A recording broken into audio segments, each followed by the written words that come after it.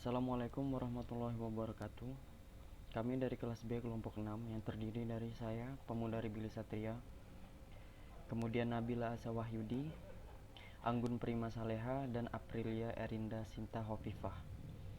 Kami akan mempresentasikan hasil diskusi kami mengenai Islam State of Iraq and Syria atau ISIS dengan studi kasus pemulangan ex-ISIS ke Indonesia. Dimulai dari sejarah ISIS. Negara Islam Irak dan Suriah merupakan sebuah kelompok yang beroperasi di wilayah Irak dan Suriah.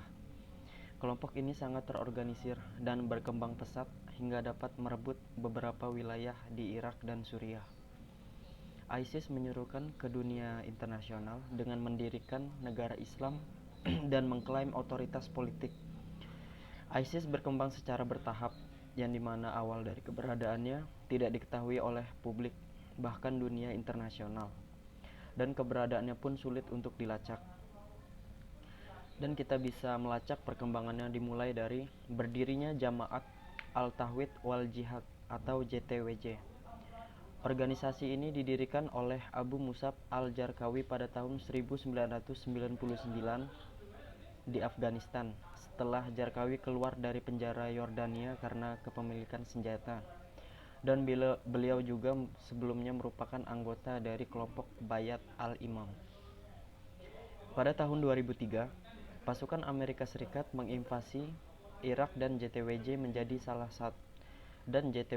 salah satu sasaran pasukan koalisi Amerika Serikat yang pada saat itu dianggap sebagai ancaman tahta Sunni di Irak. Lalu tujuan dari JTWJ sendiri yaitu mengusir Amerika Serikat dari Irak, menggulingkan pemerintahan Irak, serta menumpas Muslim Syiah dan mendirikan negara khilafah. JTWJ menjadi pusat pertumbuhan aktivitas jihad di Irak karena keunggulannya dan jaringan rekrutmen internasional yang luas. Pada tahun 2004, JTWJ di bawah kepemimpinan Jarqawi bekerja sama dengan Osama bin Laden, dan kemudian kelompok ini dikenal sebagai Al-Qaeda di Irak. Pada tahun 2006, mereka memperluas sayapnya dengan bergabung kelompok-kelompok lokal lainnya untuk bersatu mencapai tujuannya. Kematian Jarqawi pada 7 Juni 2006 memicu penguatan organisasinya dengan mengangkat Abu Omar al-Baghdadi, lalu membentuk Al-Daulah Al-Islamiyah fi Iraq atau Islamic State in Iraq. Mereka mengemukakan bahwa pendirian itu dimaksudkan untuk menjadi aktor politik militer yang bertanggung jawab untuk mengatur wilayah. Lalu dilanjut dengan menelusuri berdirinya Islamic State in Iraq and Syria atau ISIS. Selama perang saudara di Suriah yang dimulai pada tahun 2011 dan memicu Al-Qaeda untuk memperluas jaringannya di Suriah. Abu Bakar al-Baghdadi menunjuk Muhammad Suriah Abu al-Golani sebagai pusat komando untuk memainkan peran sebagai kekuatan oposisi besar tentara Suriah rezim Al-Assad. Setelah masuknya anggota Islamic State in Iraq di Suriah, lalu mereka mengumumkan sebagai Front al-Nusra dengan tujuan untuk menggulingkan pemerintah Bashar al-Assad dan membentuk negara Islam. Pada tanggal 9 April 2019, pemimpin negara Islam Irak, Abu Bakar al-Baghdadi mengumumkan bahwa Front al-Nusra adalah cabang dari Islamic State in Iraq menjadi Islamic State in Iraq and Syria atau ISIS. Pada tahun 2014, Zawahiri yang pada saat itu adalah pemimpin Al-Qaeda mengumumkan bahwa ISIS bukan dari kelompok Al-Qaeda. Mereka tidak ada hubungannya dan tidak bertanggung jawab atas tindakan kelompok tersebut. ISIS semakin kuat dengan teritorial yang cukup besar di Suriah Utara. Baik, terima kasih. Poin selanjutnya akan dilanjutkan oleh rekan saya. Nama saya Nabila Asa Wahyudi dengan NIM 2018 0510 380. Kali ini saya akan membahas tokoh ISIS. Yang pertama ada Abu Bakar al-Baghdadi. Beliau merupakan kepala kelompok gerakan ISIS yang lahir di Samara pada tahun 1971. Dan ketika beliau memimpin di tahun 2010, beliau mendeklarasikan negara Islam Irak dan Syria di Masjid Besar Mosul pada bulan Juli 2014. Baghdadi berasal dari suku Al-Bubadri yang mayoritas menduduki Samara dan Diyala yang secara historis dikenal sebagai keturunan Nabi Muhammad SAW. Sebelum invasi Amerika Serikat ke Irak, Baghdadi mendapatkan gelar doktor dari Universitas Islamic Baghdad pada program kebudayaan, sejarah, hukum, dan jurisprudensi Islam. Semenjak ia menjadi pemimpin negara Islam, ia berusaha payah membangun dan membangkitkan kembali gerakannya yang sempat berantakan karena mendapat penolakan dari suku Sunni dan pengaruh kuat dari militer Amerika Serikat. Meskipun menggunakan cara-cara kekerasan, kepemimpinan Baghdadi dianggap lebih berhasil karena mereka menggabungkan penerapan hukum keras dengan pelayanan sosial. Yang kedua terdapat Bahrun Naim. Bahrun Naim mempunyai nama lengkap Muhammad Bahrun Naim Anggih Tamtomo, yang lahir di Pekalongan pada bulan September tanggal 6 tahun 1983. Beliau merupakan salah satu anggota ISIS yang berasal dari Indonesia. Bahrun Naim diduga menjadi dalang serangan teror yang terjadi di Indonesia tahun 2016. Dan dalam situs web yang dikelolanya, Naim memperkenalkan diri sebagai analis strategi dan kontraintelijen. Situs tersebut secara aktif menerbitkan berbagai propaganda teror sejak Agustus 2013. Dan melalui situs webnya, ia memberikan ilmu mengenai cara membuat bahan peledak secara otodidak seperti remote bom yang berupa bel pintu, granat, bom lempar rakitan, dan detonator jenis TATP. Selain itu, ia juga menyediakan pelatihan dan kursus singkat untuk membuat senjata rakitan serta menggagas konsep perang kota dengan sasaran aparat keamanan warga negara asing yang bisa dilakukan. Dan upaya tersebut dia lakukan supaya ambisi Bahrun Naim untuk mendeklarasikan dirinya sebagai tokoh pemimpin ISIS di wilayah Asia Tenggara itu terwujud. Yang ketiga terdapat Abu Musab al-Zarqawi, di mana ia lahir di Yordania dan merubah dirinya menjadi teroris tanpa menjadi bagian dari negara manapun. Secara taktis, geografis, dan sampai batas tertentu secara filosofis, ia menetapkan pola yang tidak konsisten. Fleksibilitas yang dimilikinya membuat ia semakin ditakuti dan semakin sulit untuk ditaklukkan.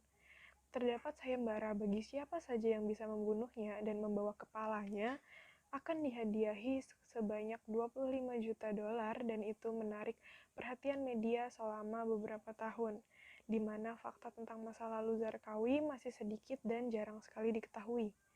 Di sisi lain, kabar burung pun semakin berlimpah. Seperti yang dikatakan Foreign Policy, kisah Zarqawi telah menjadi salah satu mitos perang melawan teror yang paling kuat dan bertahan lama. Serangan paling terkenal yang memiliki hubungan dengan Zarqawi adalah Aman, yang mana itu adalah bom bunuh diri di Yordania 9 November 2005 dan pengeboman kereta Madrid pada 11 Maret 2004. Ia mengklaim penghargaan atas serangan bunuh diri di 24 April 2004 di Irak, kota pelabuhan Basra, dan berbagai serangan terhadap jemaah Syiah, juga masjid Syiah di Irak, serta rekaman video pemenggalan kepala kontraktor Amerika yang diculik, Nicholas Berg, juga ada di Irak. Zarqawi kerap kali berkomunikasi dengan mengirimkan pesan publik melalui perantara atau rekaman audio sesekali. Tapi yang dia lakukan amat berbeda dari pemimpin Al-Qaeda Osama bin Laden dan Ayman al-Zawahiri karena Zarqawi selalu memastikan untuk menyembunyikan wajahnya dalam berkomunikasi. Dan hal itu berubah ketika Zarqawi merilis video dirinya yang mengecam kampanye tentara salib selama 3 tahun pada 25 April. Definisi masalah. Pengaruh Zarqawi tidak hanya sebatas pada serangan khusus ini.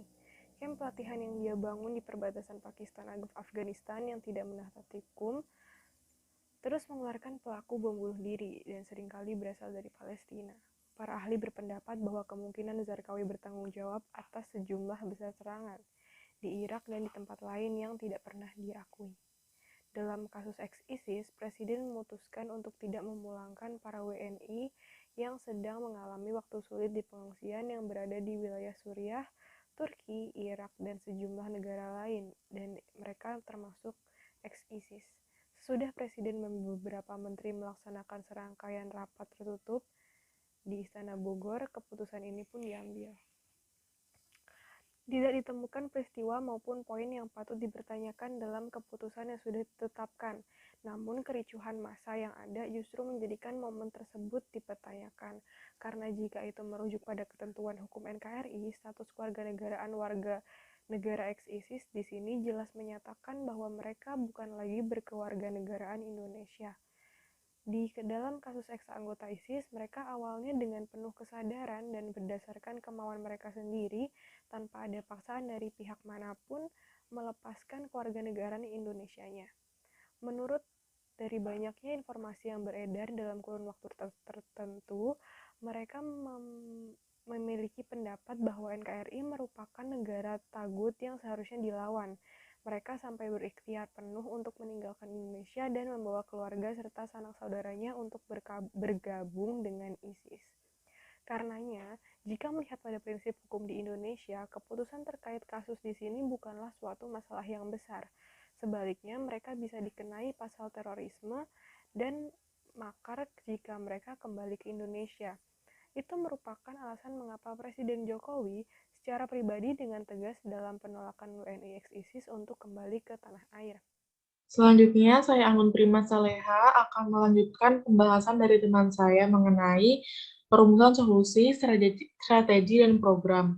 Yang pertama, tentunya masalah ini menjadi hal yang pro dan kontra baik dari segi internal maupun eksternalnya. Namun sikap ini itu masih menjadi perdebatan, terutama terkait nasib anak-anak para pembatan ISIS yang perlu ditelaah lagi ideologinya.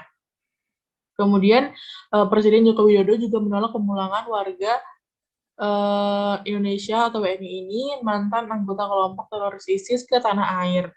Karena pemerintah juga menyatakan bahwa upaya isolasi pun tidak menjamin efektif, perlu ada pemantauan secara serius dalam jangka yang panjang untuk bisa memastikan apakah orang-orang yang terisolasi itu bebas dari segala paham radikal. Karena kita ketahui bahwa ISIS itu dikenal oleh mancanegara atau dunia ini dengan paham yang radikal. Kemudian pemerintah juga harus menghitung plus minus apabila WNI ex-ISIS itu dipulangkan ke Indonesia, tetapi apabila ratusan WNI ex-ISIS itu balik ke Indonesia, maka mereka harus terlebih dahulu mengikuti program, yaitu program deradikalisasi. Pemerintah khawatir apabila mereka akan kembali lagi menjadi teroris jika dikucilkan oleh masyarakat. Nah, penolakan pemerintah Indonesia terhadap mantan ISIS ini bisa berdampak negatif di hadapan internal umat Islam, tetapi juga negatif di mata masyarakat internasional. Pemerintah bisa dipandang melanggar konvensi internasional tentang kewarganegaraan. Selain itu, pemerintah juga bisa disalahkan secara internasional karena menolak ex-ISIS pulang ke Indonesia tanpa proses pengadilan. Dan perlu digarisbawahi lagi bahwa pemerintah Republik Indonesia melanggar due process of law and fair trial principles, di mana due process of law ini dapat diartikan sebagai suatu proses hukum yang baik, benar, dan adil. Sementara fair trial principles adalah sebuah prinsip yang merupakan indikator dari terbangunnya masyarakat dan sistem hukum yang adil. Poin selanjutnya yaitu Indonesia secara resmi menolak pemulangan mantan WNI anggota ISIS tak hanya meresahkan kepulangan mereka diindikasi dapat mengancam stabilitas keamanan nasional.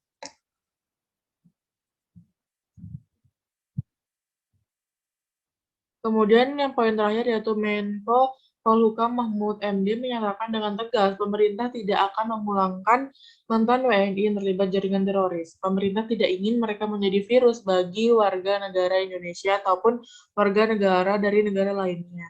Karena tidak ada yang bisa menjamin apakah mereka ini benar-benar bersih dari ISIS dan juga kita harus memikirkan dalam jangka jauh ke depan seperti bagaimana jika mereka nanti akan bergabung ke gerakan kiri ini yang mana akan merugikan Indonesia sendiri. Strategi atau program yang dipilih yaitu pemerintah telah merapatkan hal ini kemudian di keputusan akhir. Muncul 2 draft di mana mereka akan dipulangkan dan 1 draft lainnya mereka tidak akan dipulangkan. Namun keputusan akhirnya yaitu mereka tidak akan dipulangkan ke Indonesia sendiri. Saya akan memberikan tambahan mengenai strategi atau program yang dilakukan oleh ISIS sendiri. Dengan dibekali kemampuan militer dan mendapatkan pasokan senjata yang cukup memadai, ISIS terus melakukan ekspansi dan semakin menunjukkan akan eksistensinya di mata dunia. Memang ISIS telah berhasil memukau berbagai kalangan dengan janji manis dan propagandanya. Sepak terjang mereka dalam mempropagandakan pendirian khilafah tampak nyata. Mereka benar-benar menghabisi dan mendobrak tatanan yang sudah mapan. Namun tentunya tatanan itu tidak sesuai dengan gerakan mereka. Dan satu hal yang pasti bahwa strategi yang diterapkan oleh ISIS ini adalah dengan memainkan propaganda yang dibungkus oleh ISIS dengan seapik mungkin melalui narasi-narasi yang kemudian membentuk sebuah ideologi. Dan inilah yang menjadi basis atau fokus gerakan mereka untuk merekrut orang atau kelompok yang akan menjadi bagian dari ISIS.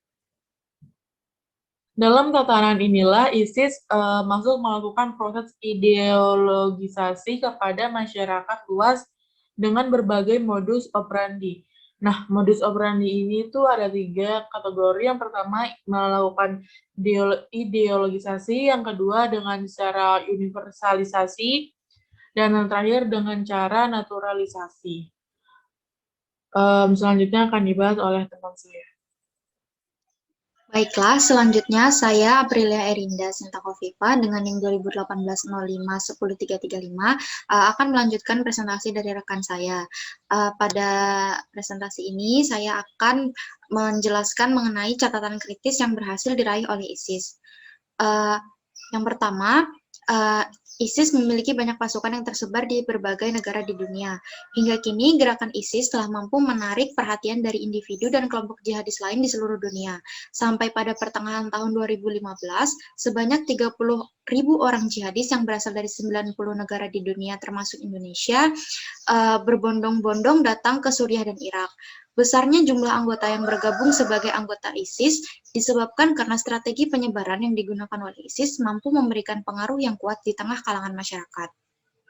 Yang kedua, Bahru Naim sebagai salah satu anggota ISIS secara rutin menerbitkan buku yang berisi mengenai pembuatan bom, serangan gerilya kota, senjata biologis dan kimia, hacking, strategi propaganda, dan rekrutmen sehingga serangan dapat berjalan lebih taktis dan efektif.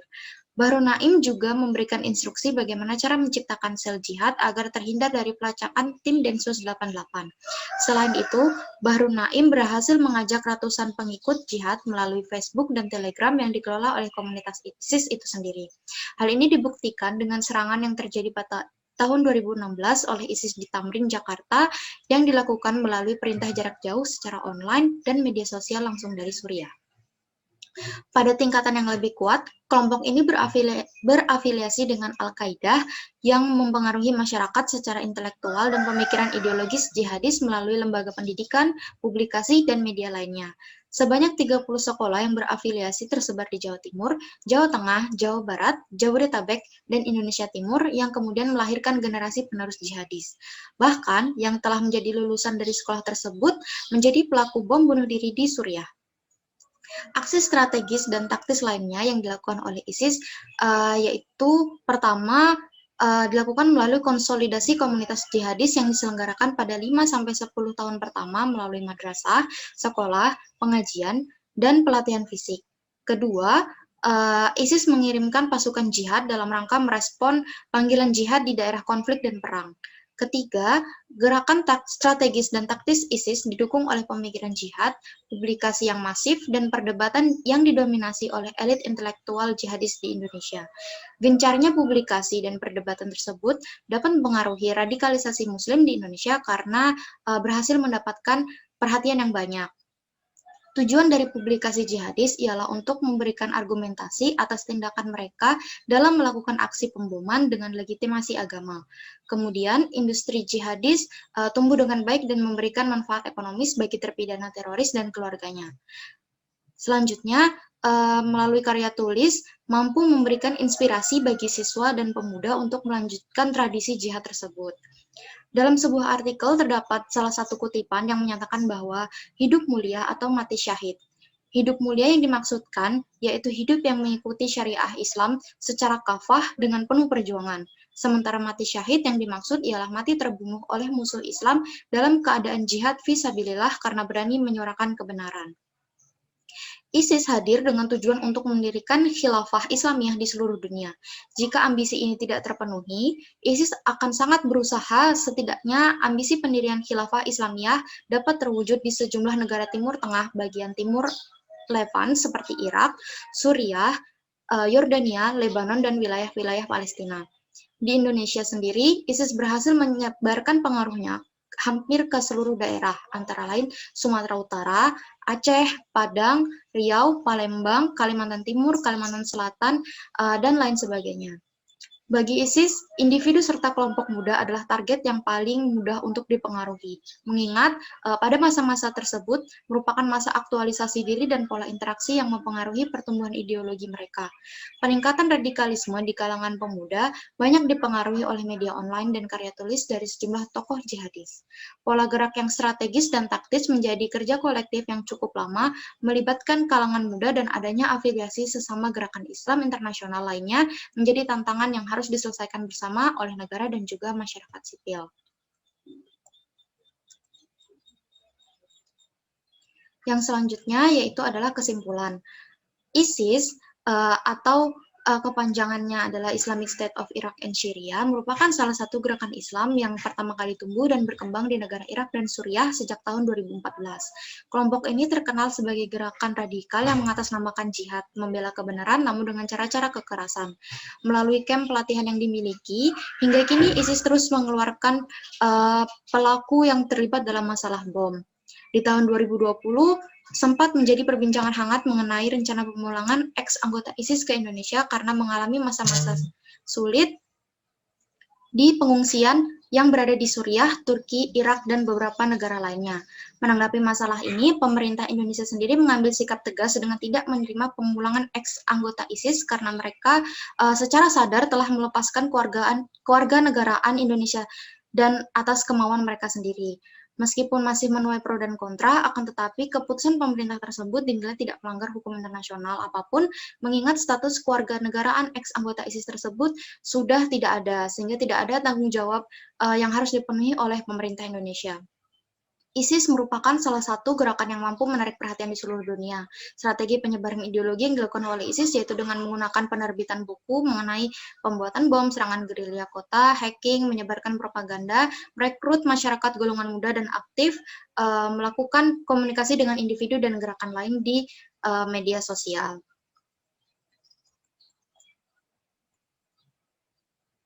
Sekian pembahasan dari kelompok kami, kurang lebihnya mohon maaf. Wassalamualaikum warahmatullahi wabarakatuh.